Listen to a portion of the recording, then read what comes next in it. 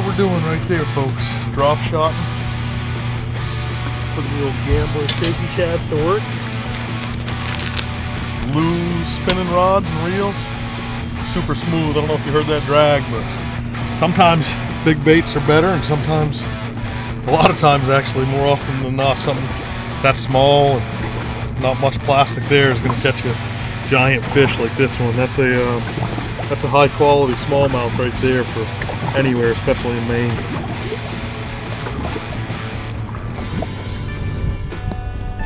Hey guys, Joe Holland here. I'm going to show you my setup for drop shot, and I've been whaling some pretty good smallies lately up here in Maine. A lot of questions on it, and this will probably be the easiest way to answer all those. My favorite hook is the Gamakatsu drop shot hook. One's a good size for these smallmouth. It's good for largemouth too. I found the smaller the hook, the easier it is to keep these fish pegged. That hook kind of wedges in, gets them in the top of the mouth, and it's pretty much impossible to shake the thing out. And I use the Gamakatsus. They're strong, they're sharp, they don't break, which is a good thing with drop shot hooks. The knot I'm tying, I'll show you that. So basically, you have your hook face like this, and I go in through the back door of it, send it through, bring it out, send it back through the same hole, so you have a loop on one end, like that. Leave yourself maybe 12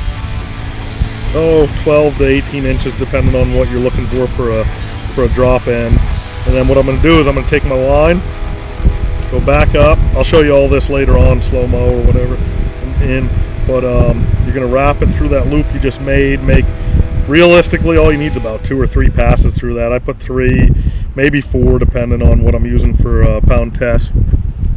Wet her down, then cinch her tight, pull it through. Now your line's already down through your hook, through your eye, because I sent that through the backside, and you're going to have a double there, so all the pressure of that knot is pinching down on a double tag end, which is nice too. So you get you don't get very many break-offs from pinching down.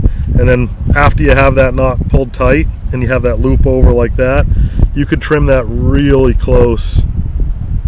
Careful not to nick your main line, but yeah, you can trim that really close. There's your knot. And then I like the Rain's tungsten drop shot weights. They're Rain's one of the best weight companies in the business. We just got a little 1/4 ounce there today. I've been running, I don't really go much more than 12 inches on the drop line to the weight, and if you leave a little extra, it leaves you some room on your knot. So that's about 10 to 12 inches right there. Cinch it in. Sometimes if you want, you can tie an overhand knot in there just to make sure. These tungsten weights aren't cheap, so you hate for one just to slide off. You're going to lose them fishing in the rocks anyway, but you'd rather lose them that way than just sliding off your hook. So I tie a little extra knot in the tag end.